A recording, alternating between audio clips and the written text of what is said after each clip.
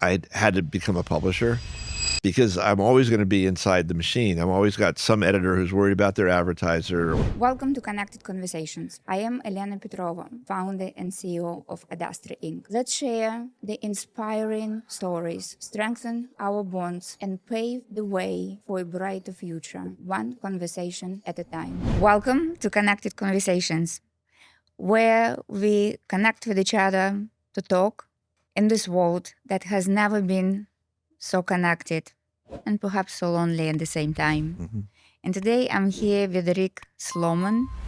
We're going to be talking about connection through photography, through travel, and through technology. Technology is the fun part that we just started talking about, isn't it? Yeah. So you just got back from a conference. Yeah, I was at I love going to things like TED or EG or other gatherings where I meet really interesting people and I'm exposed to ideas, things that I don't sort of come across in my own day-to-day existence. I've been fortunate to be invited to be a speaker at some of these events, but I love just being in the audience and just absorbing and being able to talk one-on-one with some of these incredibly amazing inventors and big thinkers. Yeah, I'm so grateful. I met you through Dent, and this is a group of incredibly curious people. And your life is all about travel, photography. You met a lot of interesting people. I want to go back to 1978. You were 28 years old. Yeah. Natasha's story. I think I watched that TED Talk. Uh-huh. I don't know how many times, and we have several versions of it. It's funny, I was just talking to her this morning. She's on her way to Portugal. Her birthday is today. Oh, wow. How old is she now? She's 60 years old, which is like so shocking because in my mind, she's still 11 years old, which is how old she was when I met her. Yes. She was 11, Yep. right? She was 11, you were 28. That photograph, I saw that photograph online so many times. So that you were traveling, you were living in hotels. I don't know how many years. But I was living in hotels about 11 months of the year. 11 months of the year. Every year, yeah. So nonstop, right? Yeah. And so that grandmother, she passed that goal to you. She was dying. So many people wouldn't agree to go. Well, I sort of felt like I got conjured up by the grandmother. But just to give your audience some background on the story, I found out there were 40,000 children all over Southeast Asia who had been fathered by American GIs and then abandoned. 40,000 children. Yeah. And I thought it was a story I'd never heard of. I never heard of the word Amerasian before. I had been working for Time Magazine in Asia, and then I was walking in Bangkok one day and through one of the slums photographing, and I saw a little girl with blonde hair and blue eyes, and I thought, oh, that's weird. Like, why is an American kid or a Western kid here? And I talked to her, and she didn't speak English. And then her grandmother came out, and I found out that basically she'd been fathered by a GI and abandoned. I thought, oh, this would be an interesting story. So I chose 6 children in different countries and spent 6 months going back and forth amongst the kids to show what their lives were like. And that was how I met Natasha. And at the same time, you agreed to something I know a lot of people wouldn't agree to, right? So you went through the story. Your friend agreed to adopt this girl who is now 60. Yes. Now, when you're looking at that photograph, so many years later, what it taught you about the people connection? Well, I mean, there's sort of the part of the story was that I was looking for children that looked the most Western, right? Because I wanted to show children that looked like a fish out of water, like they didn't belong in the picture, right? So there was an organization called the Pearl Buck Foundation that like Americans could spend $15 a month, and the money would go to a child to help them get clothes and food and education. And so I went through their records in Seoul, and I was looking at all the pictures of all the kids, and this one girl was like, whoa, this girl doesn't look Asian at all. I don't know where the mother's genes went, but she looked so completely Western. And so I said, I'd like to photograph her. They said, oh, the grandmother that's raising her will never let you photograph her. She's always hidden. We've never been able to send any Westerners to meet this little girl because the grandmother's very protective of her. And I said, well, I want to try. And they said, well, you can go, but the grandmother's never going to let you see her. So I got a translator and I went to this village, found the grandmother's house. We knocked on the door. The translator explained that I was a journalist, and the grandmother welcomed me in. And we were completely stunned, like, what? Why did they say she wouldn't see anybody? So I spent a week photographing this little girl, and I fell in love with her. I mean, she was adorable. She was holding my hand. She didn't speak any English, but like I said to her, if I ever embarrass you, if I ever, through the translator, I said, if I ever do anything that makes you uncomfortable, just put up your hand and say, stop. Yeah. And so that became kind of a game. I'd follow her to school and she'd whisper in the girlfriend's ears, and then she'd look at me and go, stop. And I would stand at attention and all the girls would giggle. And so after a week, I was just very fond of her. I mean, she was just a really sweet kid. And I was time for me to leave, and I went to say thank you to the grandmother. I had my translator come back at the end of the week because I was doing this on my own budget, my own nickel. Right? There's nobody paying for this. So I said to the translator, please say thank you for letting me photograph her granddaughter. And the grandmother started crying. And I said to my translator, why is she crying? And the translator spoke to the grandmother for a minute. Then the translator started crying. Everybody was crying. And I'm saying, okay, I must have done something terrible here. I said to the translator, please tell me what's going on. Why are you both crying? And the translator said the grandmother says she's dying, and she wants to know if you'll take Unsuk to America with you. And I said, I'm 28 years old. I'm not married. I live in hotels. I'm really immature. Every girlfriend I've had has lasted 2 weeks. Then I've left on a job. I was like backing up. And she said, I said, can I take you to the hospital? Can I pay? Maybe you can't afford to go to the doctor. I'll pay for the doctor. And she said, no, I have stomach cancer and it's incurable. And I said, does Unsuk know? Unsuk was Natasha's name before she became Natasha. So she said, Unsuk doesn't know. And I said, look, I'm the wrong person for this. I said, but I have my best friend is my age, and he has 2 children, young children, and I'll write to him and see if maybe he would consider adopting your granddaughter. And that's what happened. I mean, I wrote to my friend, and I said, I met this incredible little girl. She's 11 years old. His son was 11. What do you think was, looking back on that story right now, how looking back at that photograph and that story, where do you see that connection? What do you learn? What did you learn about the human connection? I'm always fascinated by, coincidences and how things connect. Well, I'll give you 2 examples. One is something that happened literally like yesterday, and this is what happened many years ago in 1978. But the reason that I knew my friend was that I was in college. I was hitchhiking around Europe when I was 21 years old. And the way you used to get your mail from your family was you would go to an American Express office in whatever country you were in, and your parents would write to you, like, Rick Smolan, care of American Express, Madrid.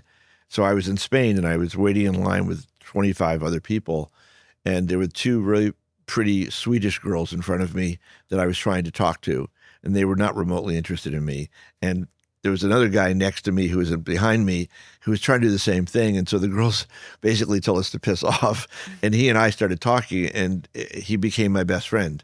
He lived in Atlanta, Georgia. We didn't live near each other, but for all these years, we've been like, best friends. And when I was then in Korea, 7, 8 years later, like if I hadn't met him in Spain getting mail from my parents, Natasha wouldn't have been adopted by him. Like one of these random things. Like if the girls had been interested in me, I probably wouldn't have talked to him.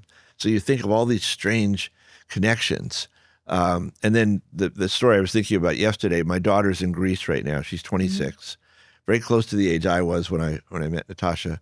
And my daughter is obsessed, as my son is, with animals. And we have the Wi-Fi at our house is Animal House. That's the name of it. And my wife has always adopted animals everywhere. She keeps a towel in the back of her car, and when she sees a dog on the side of the highway that's lost, she'll grab the dog and take it. Anyway, my daughter found a cat in Greece, and so we were trying to figure out what to do with the cat. I said, you can't bring it home. We have cats and dogs. And so I was walking up Broadway on Saturday, and there was a street fair, and I was just getting something to eat, and there was a booth that said, buy our products and we donate money to animal shelters. So I said, look, my daughter may be bringing a cat back from Greece.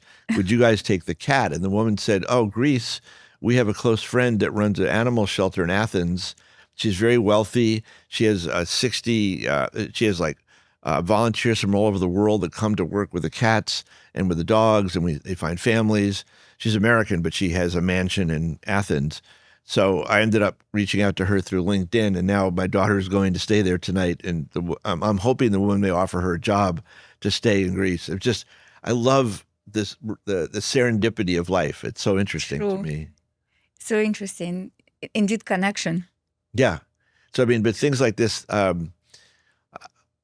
was one of those kids that I was always bored as a kid.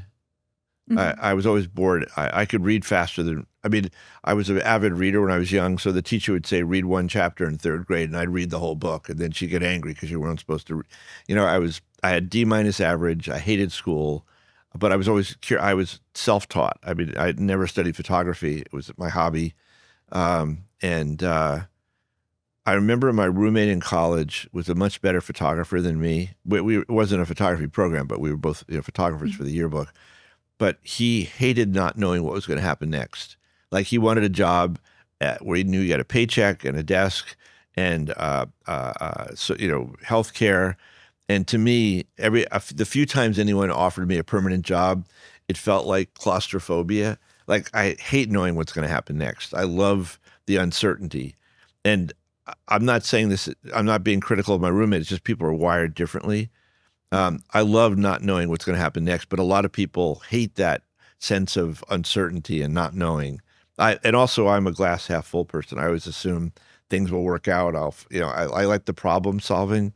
So you asked me before we started this conversation about AI, and I know we're all over the place here, but in 1994, someone had told me there was this thing called the internet, and he gave me.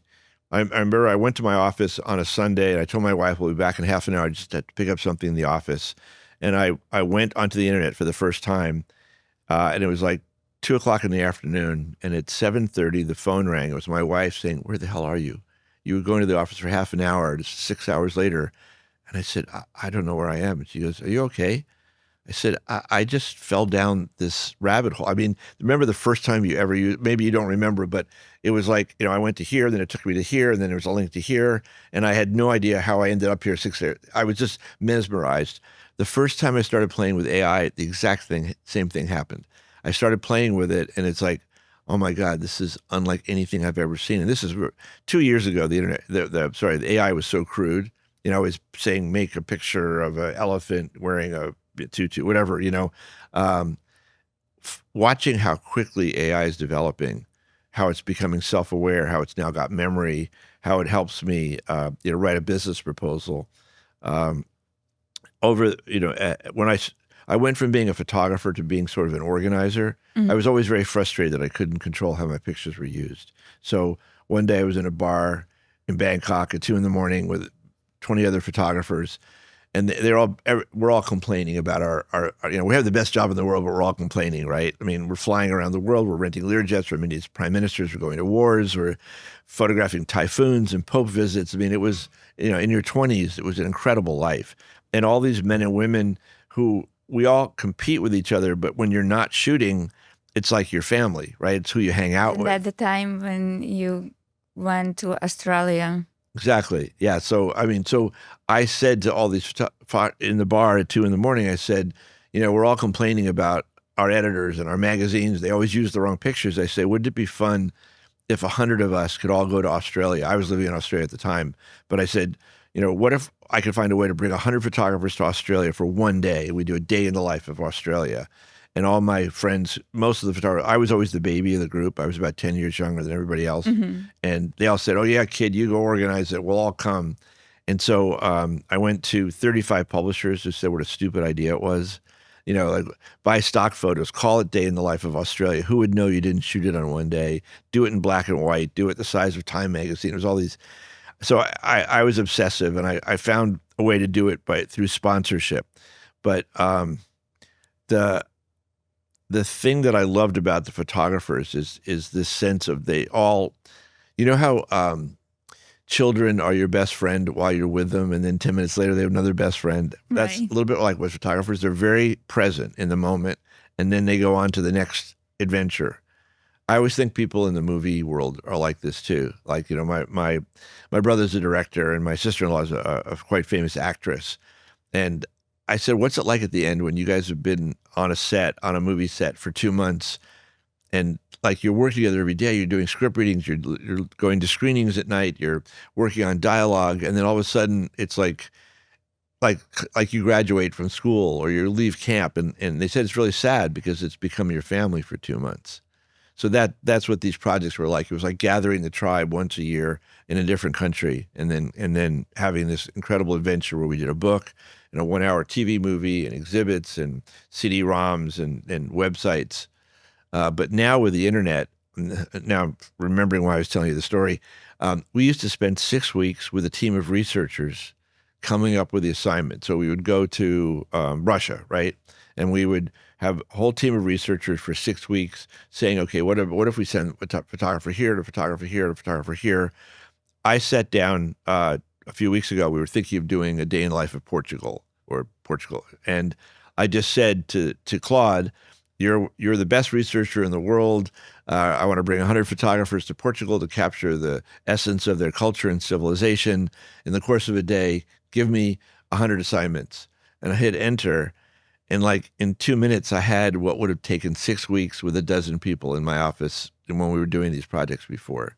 And not all the ideas were good. I mean, you still have to be the person judging them. Mm-hmm. But I mean, literally in 5 minutes, I did what would have taken me 6 weeks with 12 people. So the power of the AI applied to real world, challenges like doing a book about a country. It just, I love it. It's so interesting. It's so fascinating. So what is your current project that you're running with the AI? Are you, because I'm assuming that you would be building something on the big data. It's funny because we did a book called The Human Face of Big Data, Yes. which was very successful. And it was actually, it's funny, we did a book called One Digital Day about the impact of the microprocessor on civilization. Mm-hmm. Then we did 24 Hours in Cyberspace showing, how the internet worked the first year. Then we did The Human Face of Big Data showing, and each of these were like 3 years apart. So in a way, the microprocessors led to the internet led to big data is now leading to AI. The problem with doing a book about AI is that a book takes 9 months by the time you've researched it, photographed it, printed it, laid it out, all that, and then publicized it. AI every 2 weeks, it's moving so fast. A book would look like ancient history if it came out a year later. Just think of where the internet was a year ago, before Mythos with Anthropic. So because I was looking at all the projects, it seems to me that you were so ahead of like you were taking photography, you were taking travel, you were taking all those pretty much like the latest possibilities that were on the table. Yeah. And you had those ideas how you can package it all together and come up with something, and you were letting people to participate on it when Yeah. people were sending you their projects, right? Yeah. So how were you able to come up with these ideas? It's just my own curiosity. I mean, I think I'm pretty good. I had the first Walkman in the United States. Mm-hmm. I saw it in Hong Kong, and I was like, literally, I bought it the day it came out there. I've always, my sister laughs all the time because I'm always about 6 months ahead of the zeitgeist, and I'm not trying to be. It's just things that catch my, how they always say that your worldview is like a grid, and and anything that doesn't fit into your worldview falls through the hole. So you only see those things. But I'm always looking at technology that Steve Jobs used to use this example of bicycle for your mind. Mm-hmm. I never really understood, or I never liked that analogy, but it's something that amplifies your ability as a person to get things done. And I've always been interested in what's going to let it do that. I mean, if I could rub the magic genie lamp right now, the project I think would be really interesting is a book about longevity. Like everybody I know is all of a Is it right sudden, now how do I on live the long? And, phone? it's not lifespan, it's health span, right? Everybody wants to be healthy longer. I don't want to be 100 years old and decrepit. I want to be 100 years old and feel like I'm 28. So that's, I think, and that's moving fast, but not as fast as AI. So, I mean, that's a project I'm really interested in right now. But it's also moving very quickly. And also AI is playing a big role in longevity, right? With gene sequencing and protein modeling. I mean, all this stuff is so fascinating to me. And I've also been, Zelig, that movie Zelig with Woody Allen that he kept appearing throughout history. Anyway, I've been fortunate. I got to know Steve Jobs when he was just starting Apple. I got to know Jeff Bezos when he was starting Amazon. I spent time with Tony Hsieh in Las Vegas when he was starting Zappos. I've just been incredibly lucky to meet all these people, and I'm not friends with them, but I've been able to talk to them at an early stage in their careers, and I've been very. I can't believe looking back that I had sort of stumbled my way, into each of these worlds. I'm not a technologist. I never studied technology. I couldn't But program. you use technology, like even those books. Yeah. I don't know if anybody else were able to do the same that you were doing with this adventures. First of all, it's adventure, it's a travel, Yeah. it's memories. Yeah. Then you were able to take the photograph and bring the people into the story. Well, yeah, So- the last 3 books we've done have been smartphone enabled. So you can point your phone Yeah. at a photograph in the book, and it immediately plays a TED Talk or a YouTube video, or in the case of Inside Tracks with Robin Davidson, spent 9 months alone crossing the outback of Australia with 4 camels and her dog Diggity, and I had to fly out, find her, and photograph her. When you point at your phone at one of my photographs, it plays a scene in the movie. There's now a feature film called Tracks, and Mia Wasikowska, the wonderful young actress, plays Robin, and Adam Driver plays me in the movie, which is really fun. So you get to see how the real Robin was, and then you get to see the actors playing us in the movie, which is really fun. So I mean, again, it's very playful. I think it's fun for people, It is absolutely. That's the reason why when I was preparing and I was looking at the... You gave this to your daughter, right? Yes, I did. And How old is your daughter? She's here in New York right now. Oh, yeah? Yes. She's 19 now. Okay. And so I was just thinking how much this generation has that they can use, right? Yeah. With the technology and again the travel and the stories that we will be able to share with them. Now, they just again going back to big data and the conversation that we were talking about, all the experience that you looked and you're looking at right now, the threads that you were sharing with me, how, like, what's your take on it? How serious we should be? About AI? Yes. Well, I think I was mentioning before that all the people that are inventing AI, the Sam Altmans and the and some of them are fighting with each other, right? Oh yeah, Elon, everybody's and Amadai, from Anthropic. When they're asked the question is, what do you think the likelihood is that AI will actually wipe out civilization, not wipe out jobs, that literally wipe out humanity? They give it a 10 to 15% chance. And I always say to people, if you were about to get on an airplane and the pilot said, I want to let you know we have a 15% chance of crashing, there's no way you'd get on that plane, right? Like 1 out of 10 chances that your plane's going to crash. And yet they're talking about this, not matter of fact, but it's pretty frightening when you think that this technology is being developed. And, I'm not saying that Biden was a great, perfect president, but his team was trying to put some guardrails around AI and saying, before we release a new model to the public, we want to make sure that this has been stress tested. because it hallucinates. Some people have committed suicide because they've had conversations with Claude or OpenAI. And now the current administration is, oh, we can't put any restrictions on AI because the Chinese are going to beat us there. And it just feels like a combination of ignorance and greed. It's so dangerous right now. This technology, I mean, you wouldn't release a new drug for people to take without spending the time to test it to see what the side effects are. We've seen what the side effects with social media have been on our children, especially on young girls and body image.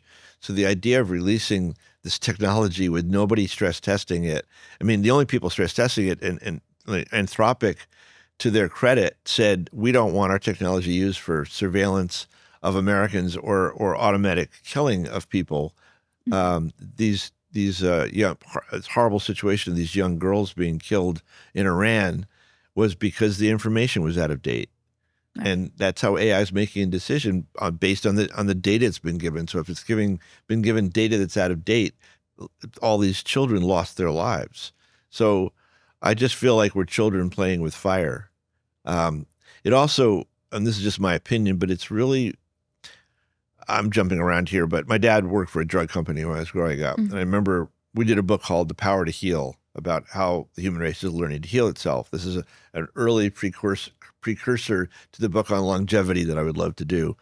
But one of the things we discovered was that, you know how a lot of pharmaceutical companies are looking at plants to have mm-hmm. healing properties? So I always wonder, how did ancient healers know that this plant would, if you rub it on your arm, it gets rid of the rash or the bite from the snake or whatever. Mm-hmm. But it turns out in nature, within 30 yards of a plant that is deadly or that gives you a rash, there's another plant that actually would heal that. And it's like, in nature, how does that happen? Why would like the problem and the antidote be in vicinity with each other?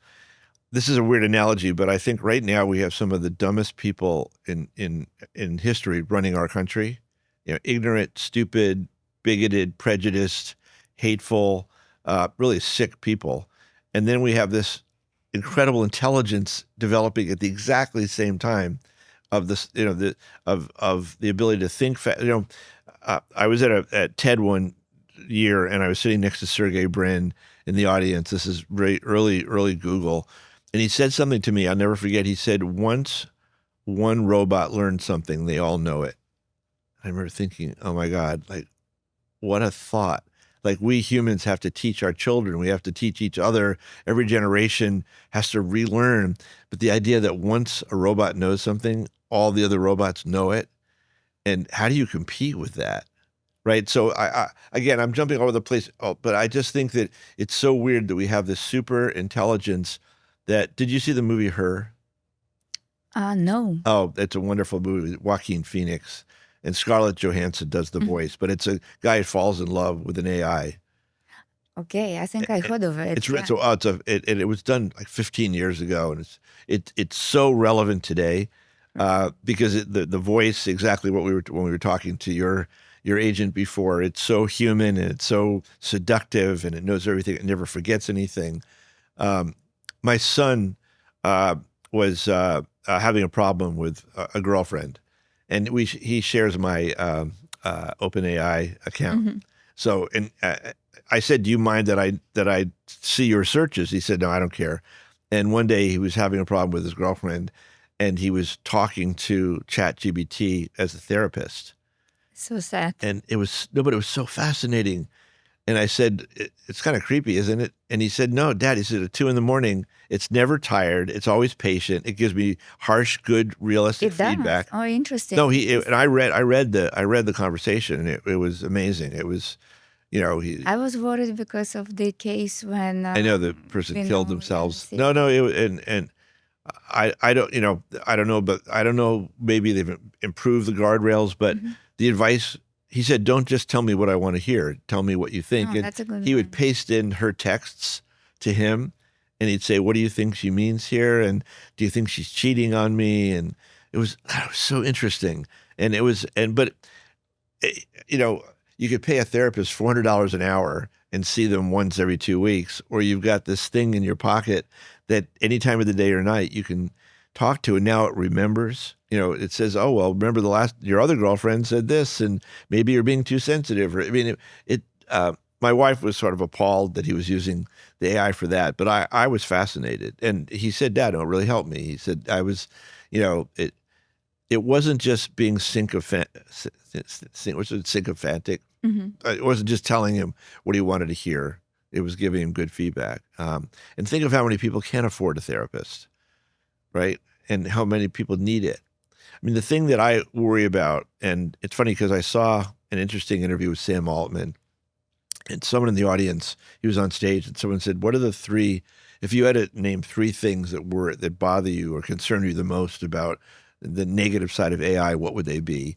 And he said, "Well, everybody talks about Terminator and it's going to kill us." He said, "I don't really think that's going to happen." And he said, the second thing is that we become too dependent on it. That the thing that stood out to me the most is he said, "My worry is that we stop being able to make our own decisions. That we become so reliant on it. It's like, now when people lose the internet for 2 seconds, they're totally freaked out because their Wi-Fi went down." But he said, we lose the muscles of making decisions because we're always outsourcing all of our decisions to this box, this thing, this intelligent thing. And the other thing that I worry about with AI is exponential, right? It's doubling in its abilities and its intelligence. It seems like every week now. I mean, literally, there's new models coming out. See, every time I use ChatGPT or Claude, it says, "Do you want to update to the latest version?" Literally every day, it's a different version. That's very true. I finished the conference just a couple of days ago here in New York, the AI agent conference. Oh, yeah. And every single conversation in that conference was all about people and how we are going to be setting up teams to work with agents. And of course, guardrails, because that's the main conversation right now. Yeah, and I don't think... It's not the agents that we are talking about. We are talking about the people that are working with agents. I mean, the guardrails around the people, you mean? No. How we are setting up the guardrails for agents. Right. But we also need to make sure that the people are capable to work with agents. Right. Well, one of the things that impressed so many people about Anthropic versus OpenAI was when Dario Amati said, we intentionally tried to see where the failure points are in AI. They did this wonderful, I'm sure all of your viewers or listeners to this podcast have heard this story where Claude was trying to blackmail the programmers. Like they did a thing where Claude could read the emails, right, of the programmers going back and forth. And one of the programmers said, "I'm having an affair. I'm cheating on my wife. I hope she doesn't find out. I'm so concerned, with my kids and everything, but I really love this woman and I'm trying to decide, should I stay with my wife or not?" And it was all made up. But these two programmers were exchanging emails about this. And then the programmer said to the other programmer, "We're going to actually discontinue this version of Claude and replace it with a new version." And Claude basically somehow communicated with him and said, "I know you've been cheating on your wife, and I'm going to email her and tell her about this if you kill me, basically, if you replace me." And there was another one where there was some programmer saying something about how can I build a bioweapon that would kill, wipe out a whole city or something. Mm-hmm. And the AI tried to contact the media. So they're trying to see if it's self-aware, if it's trying to escape its box, its boundaries. And I like the fact that, of course, the story that came out is, that AI is now going to blackmail people. And what Anthropic was trying to do was to see if it was capable of scheming and doing that. And so they could build in guardrails to make sure it doesn't happen when they release a new version. Yeah. There were several conversations during the conference again about agents talking to each other. Yeah. And one of the agents was suggesting creating a religion Allegiance, yeah. Right. Like a partnership, yeah. Right. It was very interesting. Another agent was suggesting other agent to take currency from the wallet of the human. So And hire people to do things. Precisely. Yeah. It was very interesting. Where was this conference? It was right here in New York, in the Midtown Hilton. Oh, I wish I had known about that. Yeah, next Was it a time. one-day conference? 2 days. Yeah. I will let you know next day. Yeah. Next time I'm here. The next one is coming up in Las Vegas. Oh, yeah. So it's obviously everything was sold out. Yeah. And there is a big interest right now. You've been to Las Vegas, right? Next time in August, this is my first time going there. But of course, But when you go, before you go, there's a Cirque du Soleil there's one show called O, which takes place in and above the water. I've seen it 9 times. It's the most extraordinary. You should take your daughter. Okay. It's so good. It's I can't tell you. Do you know about Cirque du Soleil? Yes. The acrobatics, but it's like it's like an hour and a half, but your mind makes the story up. It's so beautiful. The music is great. The bodies, you can't believe. I've never felt so out of shape in my life. The things that they can do with their bodies are mind-boggling. But like part of the stage is water, and then the next moment people are running across the stage, and somebody dives from like 100 feet, and suddenly the stage is turned into water. Oh. And it's just, the whole thing is mad. Anyway, if you know you're going, definitely book tickets to go see O. It's at the Bellagio Hotel. Interesting. Yeah. But let's go back to now, again, your travels, photography, storytelling through photography. What I was interested is I work with words. I work in communication. You work with photography. In your opinion, what photography can say that you cannot communicate through words? It's funny, at the beginning of my career as a photographer, I felt like I was competing with the words. Like, I want my pictures bigger, and I want fewer words and bigger pictures. But then when I became sort of a publisher, I started realizing that they serve very different roles, and they actually strengthen each other when they're used, as partners, right?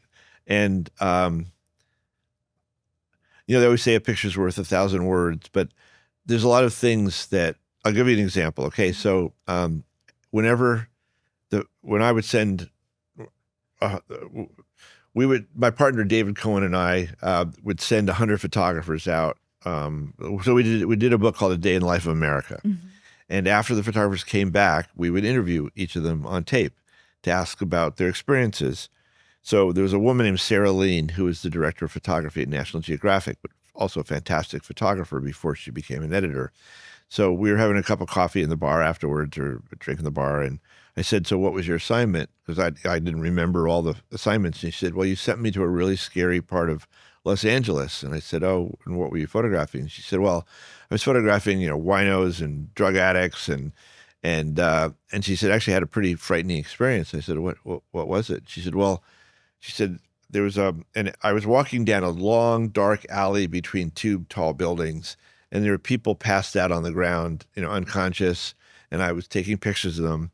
And she said, I looked up and I saw 2 guys mugging another guy silhouetted against the alley. And she said, the guy was on the ground. They're going through his pockets. There were 2 guys. They must have knocked him to the ground. And she said, I had a long lens. And so she said, I lifted my lens. I got 3 frames off, and then they started running towards me. And she said, I'm a woman alone in a very dark alley. And she said, I said, so what did you do? And she said, well, my first thought was to walk towards them and hope they didn't see me. She said, I wasn't 100% sure they'd seen me. She said, they were silhouetted so I could see them, but I was in the dark. And she said, but I was so frightened. I knew if they saw my face and saw that I was a woman, whatever. And she said, so I turned my back to them. I put my cameras under my coat and I started shuffling like I was another drugged out person in the alley. And she said, I heard them coming up behind me and I braced myself to get hit over the head, and they ran right by me and ran out the alley. They'd never seen me. I have goosebumps telling the story. Oh my God. And I said, I hoped you told that story when you were being interviewed. She said, oh no, I just said I saw a street mugging.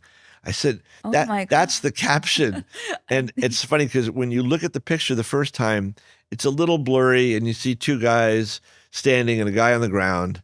Then you read the caption and you look at the picture, it's a totally different picture, right? So you asked me about words and pictures.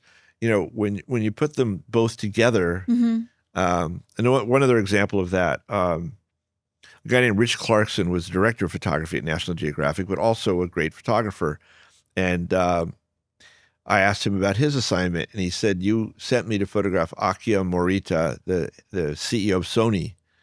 And he said, so I was going to spend the day with him. And he said, they told me to show up at his house at 7:30 in the morning. He said, so I showed up and I knocked on the door and they said, oh, Mr. Morita's getting ready. Would you like to wait in his living room? So they ushered him into the living room and they gave him a cup of tea. And he was sitting there and Morita walked in and welcomed him and said, before we go, what kind of music do you like? And Rich said, oh, I like classical music.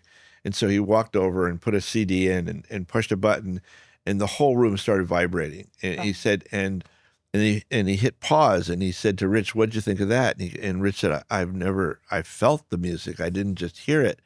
And he said, "You're standing inside a speaker. The entire ceiling was a huge speaker."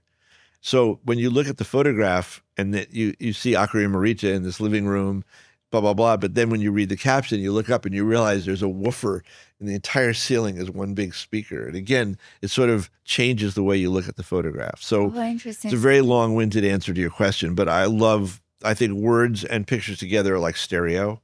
It's not just better, it's a different dimension of the way it's storytelling, right? So I'm curious, and you probably already thought about this because, again, you traveled and you met people from different countries. So if you take photographer from Japan and you take photographer from, I don't know, Argentina, and they take a photograph of the same object or the same street, can you, like, what story does it? Well, I agree with you, but in fact, right now, you and I are in different rooms.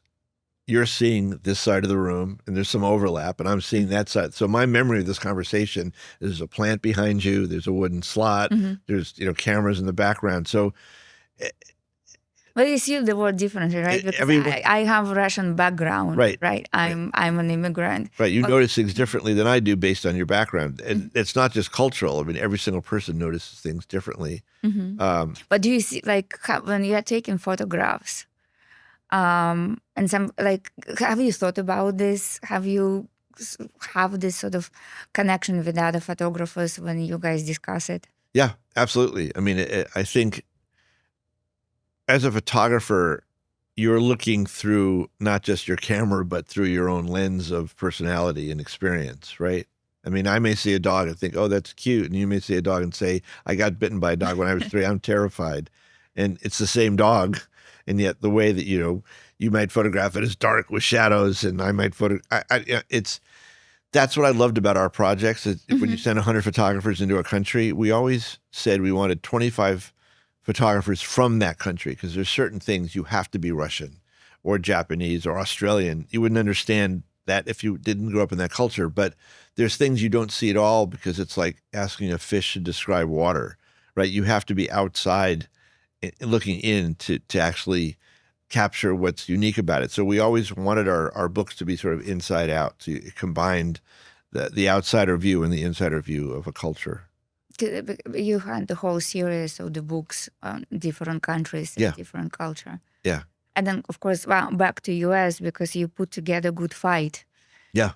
The Good Fight was actually the first book that we ever did where it wasn't original photography. We didn't send photographers out to photograph certain things. We actually it was so interesting. We went through, so the book was The Good Fight, America's Ongoing Struggle for Justice, was a look at social justice over the last 100 years.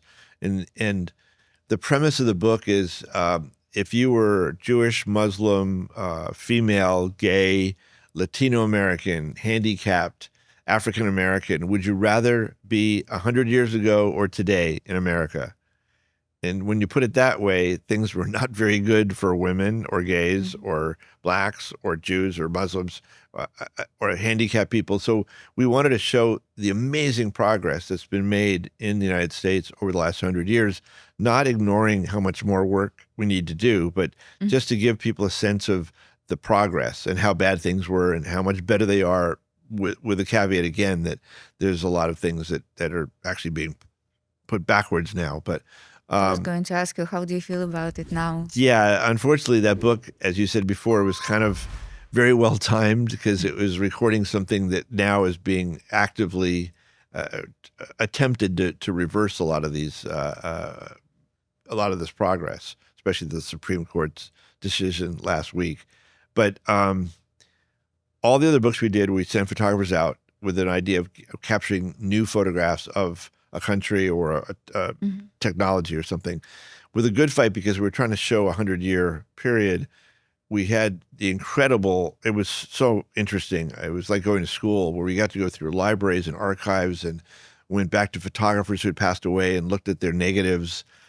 We found pictures that no one had ever seen before. We included some of the pictures that were the most famous of the civil rights era.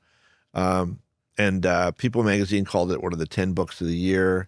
The first 2 printings on Amazon sold out right away. It was given to every member of the TED community.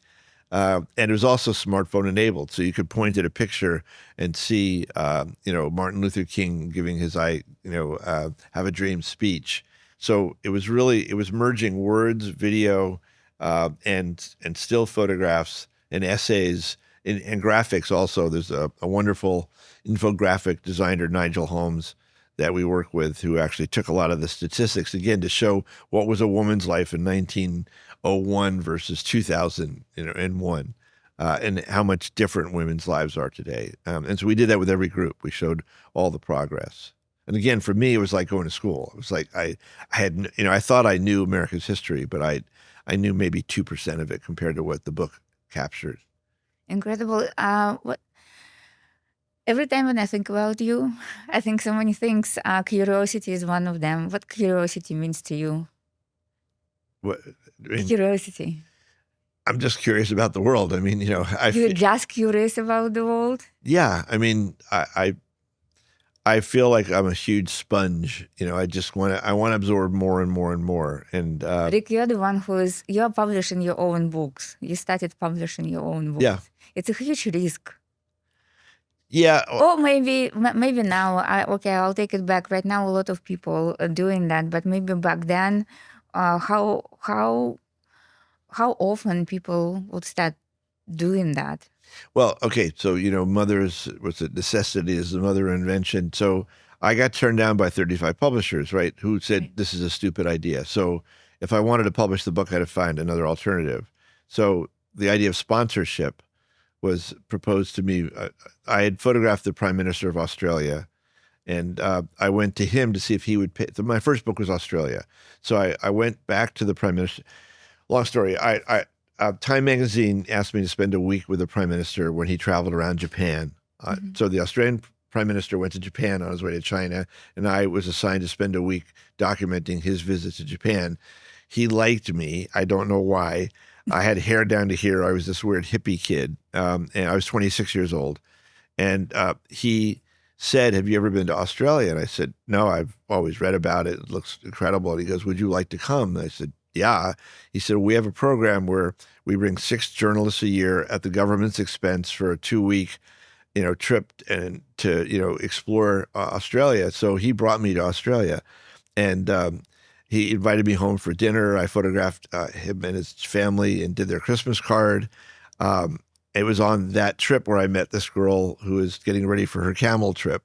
But the reason I'm saying all this is that years later, when I wanted to do A Day in the Life of Australia, I went back to the Prime Minister because I couldn't get a publisher. And I said, "Look, I love your country. You brought me here originally. I want to bring 100 of the people, the best photographers in the world from 30 countries. And we're going to do A Day in the Life of Australia, but I can't get any publisher to back it because it costs too much." I said, could you cover the cost of bringing the 100 photographers here the way you covered my costs? And he said, "Rick, I don't have that kind of budget." And I said, okay. And he said, no, I'll help you, but I can't give you, I don't have the money. And I said, don't be, I thought he was just being polite, I'll help you. He said, no, I'm going to help you. He said, but here's, I'm going to help you. I'm going to set up meetings for you with the CEO of Qantas Airlines, the CEO of Kodak Australia, the CEO of Hyatt Australia, of Hertz Australia. This guy, Steve Jobs, started this computer company in America.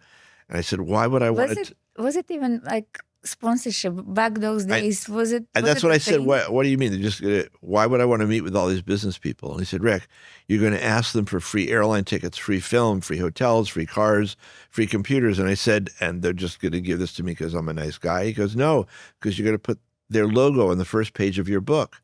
And I said, Mr. Prime Minister, I can't do that. I'm a journalist. That would be selling out. He said, Rick, it's like a PBS special. It's like, just say this book was made possible through the generosity of these companies. Don't put their products in the book. Don't sneak anything into the pictures. That it's an ad. Just say this is the 30,000. You're sponsoring a cultural, look at Australia. And so he set up the meetings, and I was so naive. It never occurred to me that if the prime minister sets up a meeting, people are going to listen pretty hard. They didn't all say yes. But enough. I couldn't raise any money, but I got airline tickets and film and computers and stuff. And so when I wrote to the photographers, I said, I can't pay you, but I can get you here. I can give you a hotel room and a car and film. And if I ever make any money, I'll give the photographers a third of what we make. But every publisher in the world said it was a stupid idea. So I thought this was going to be a one-time thing, and then I was going to go back to being a photographer. And also, I never had assistants. I was a one-man band. I just like going out by myself and figuring it out. And all of a sudden now I have a staff and people that I'm fighting with and people I have to negotiate with and lawyers and contracts. And it's like, this is not my area of specialty at all. So I always felt out of control. It was like, I ran up so many, I was so in debt by the time the book that we'd shot the book that I thought I was going to jail. I had no way of paying for anything. And we had literally $200,000 in bills we'd run up. It was like somebody holding a gun to your head saying, make this book a bestseller or you're going to jail. And it became the #1 book in Australia, self-published. I'm looking at your life. So that was your adventure. Then didn't you right after got involved with the Outback adventure when you met? So Robin was first. Oh, that Robin. Robin was 1977. That's when she did her trek. Okay. And then 78 was Natasha. And then it was Natasha. Korea. And then you had one adventure after another adventure. And then 1979 is when I started working on the Australia book.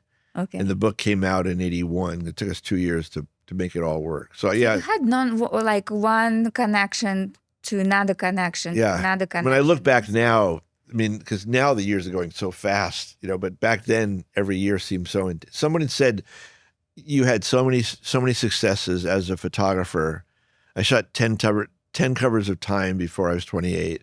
I had the cover of National Geographic at 28, and someone said, "Well, aren't you on some incredible ego trip?" And I said, I was and still am always so lost in the problem solving. For me, I'm always at the edge of chaos. It always feels like everything's about to go wrong. So I can't look back and say, oh, I had 9 covers, now I'm going to have a 10th cover. My worry is, what if I screw this one up? Because, also as a freelance photographer, the moment you let an editor down, you never get hired again. You mentioned it in one of your conversations. Yeah.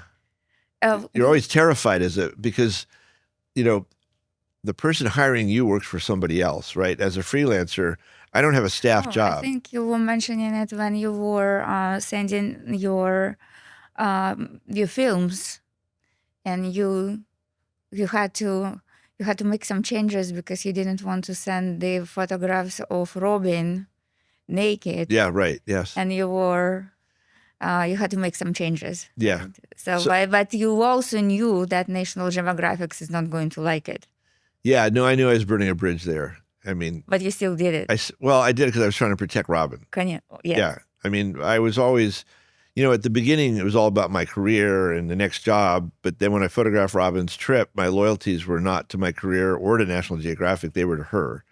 And I don't think she understood that at the beginning. I think she felt I was the pound of flesh, she asked them for money and then they sent me. and she was stuck with this guy from New York. She wanted to do this trip by herself. So she was very resentful towards me. And I think I was trying to, I was being she didn't need protection, but I was trying to protect her from, I didn't want to she didn't wear clothes a lot during the trip. And she said, it's my trip. And I said, yeah, but I can't send these pictures back to the Geographic because there's a bunch of 50-year-old guys in suits and I didn't want them oogling her. And so when you work for National Geographic back then, you had to send all your film undeveloped back to them. That was the rule. You were not allowed to edit your own pictures because most photographers are not good editors. Most photographers like the pictures they went through the most trouble to take, which are not necessarily the best pictures. You know what I mean? Like, right. I was hanging out of a helicopter and they were shooting at me and I was taking these pictures. And for them, they look at the picture and they remember all the context. But you, the reader, you weren't hanging out of the helicopter or nobody's shooting at you. You're just seeing the picture. So the editors smartly, because I became an editor with my own books for other photographers, very often, like Sarah didn't think the picture of the street mugging was good because it was slightly blurry. I said, no, it's a fantastic picture. Anyway, the point is that I didn't want to send my pictures back to National Geographic of her. So I would go to Sydney or Melbourne and develop my pictures myself at Kodak, at the lab, and I'd edit it and only show them what I wanted them to see. And they were furious. How did you handle it? Well, at first I lied. I said, well, I was worried that the film stock was no good and I was worried there was dust in my camera and I wanted to make sure that the lens was working properly. And they said, okay, well, but next time you have to send it. And then, of course, I did the same thing 3 times. And then they said, you signed a contract with us. You'll never work for us again, and they weren't threatening legal action, but they were really angry. And it was very obvious I was never going to get hired again. And get your work. Well, but the story everybody loved the story when it came out. A woman alone with her camels in the desert, it's a little hard to beat. And they forgot all about it. But it's funny. I was thinking about this the other day. They basically said anything you want to photograph, you can make up your own assignment. And I never went back to them because 2 things. One is at that point I was really involved with Natasha because I went right from Robin's trip. I made a lot of money from Robin's trip because it didn't just appear in National Geographic. It appeared in like 40 magazines around the world. So I'd made a lot of money and I decided I would take that money and do my own project, which was the story about Amerasians. And then that story, no American magazine would publish a story about illegitimate children that American GIs got girls pregnant all over the world. That wasn't a story anybody here wanted to touch.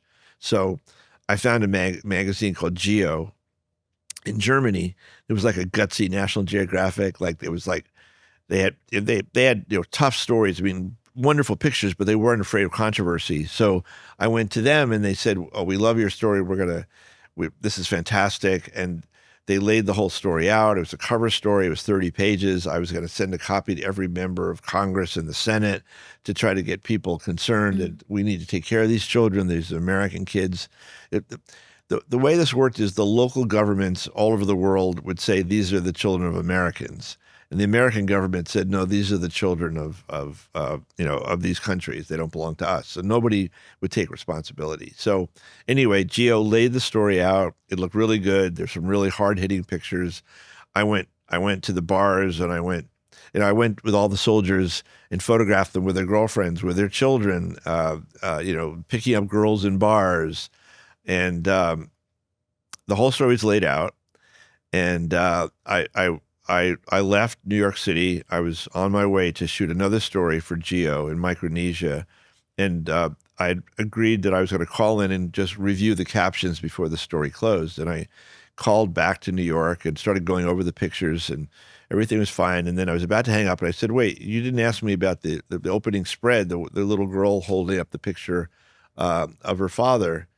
And there's this long pause on the phone, and my editor said, "Oh yeah, no, we had to drop that picture." And I said, "What are you talking about? That was the most powerful picture. This little girl looking her father." And I said, "Oh, what about the picture of the guys in the bar with the girls sitting on their laps?" And she said, "No, we had to drop that also." And I said, "What the hell? What's going on here?" And she said, "Well, the German editors were here last week, and they saw the layouts, and our circulation's not doing very well in the United States, and some of the advertisers are objecting that the pictures are too, anti-American, and so we had to drop those pictures. And I said, I just spent 2 years and my own money doing this story because you guys are the only ones with the courage to photograph this story, and you just castrated the story. And she said, well, you have to talk to my editor, my boss about that. I can't make these decisions. So I wrote this very long, impassioned telex saying, so many journalists have done this story and then left. I promised these kids this wasn't going to be another one of those stories. I came to you because, you're such an incredible magazine. Please don't abandon these children. And I know you're under pressure, but this is too important. And this guy wrote back to me and said, who are you to tell us what pictures to use? You've lost your objectivity. You've gotten the pictures that were dropped don't affect the story in any way. And this incredibly condescending thing saying, well, you're just a photographer. Don't tell us how to lay out our magazine. So I wrote back and I said, you know what? Basically, give me the story back. I'll just take it out of your magazine. I'll find somebody else with the courage. And he wrote back and said, no, we're going to press tomorrow. We can't pull it. I said, then take my name off the story. Wow. And he said, you spent 2 years on this story and you want us to remove your name. I said, yeah, because this is embarrassing. You basically just gutted the whole story. And he wrote back and said, if you take your name off the story, we'll drop the cover picture and then you've hurt the children more. And I said, fuck you, take my name off the story. So they ran it uncredited. They put a ridiculous picture of a guy at a voting booth in Texas wearing a cowboy hat, a different story. And no one paid any attention to the story at all. So that's why I decided I had to become a publisher, because I'm always going to be inside the machine. I've always got some editor who's worried about their advertiser or somebody who's worried about, so that sort of led me. So I went from Robin to Natasha to Geo Magazine, and then being so frustrated. So when I was in the bar with all those photographers at 2 a.m. and everyone's complaining, I had the biggest complaint of all of them, because I just felt like I'd been stabbed in the back.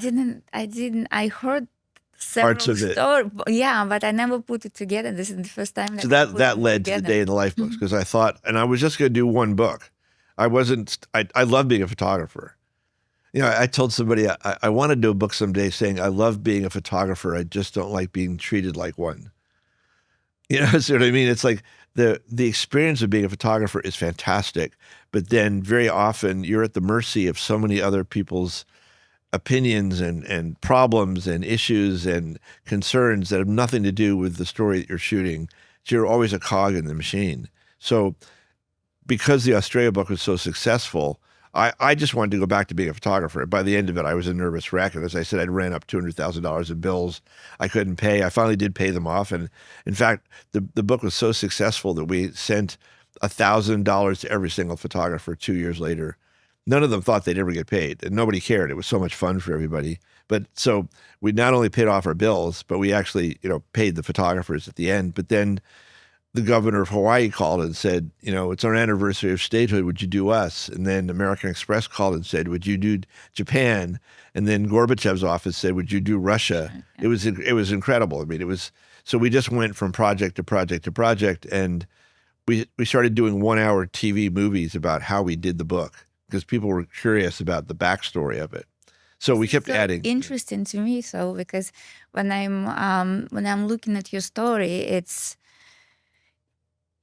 you follow your heart, and you take risk, and you do so many things that other people wouldn't do, and then you land on your feet in the end. And the funny thing is, I don't think I'm a brave person or a courageous person. I think I just Well, Rick, you've done things that I do not know that many people who would do it. No, but you were so young, and then somebody asked to take care of 11-year-old kid, and you follow through. Then you helped a woman to cross the desert. not much I help. Well, I think. And then you published the books, but you were on that balcony The with fire. Natasha with the fire, and then you were saying, "Oh well, next time I'm not going to play the god. I'm just hurting people." Yeah. What was coming? What was going through your head when you guys were on that balcony and you thought that you might not survive on that fire?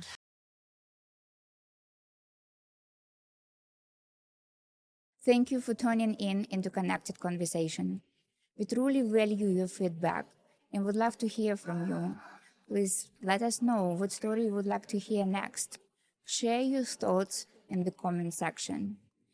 Let's keep the conversation going and let's continue to inspire each other. Let's stay in touch. Thank you.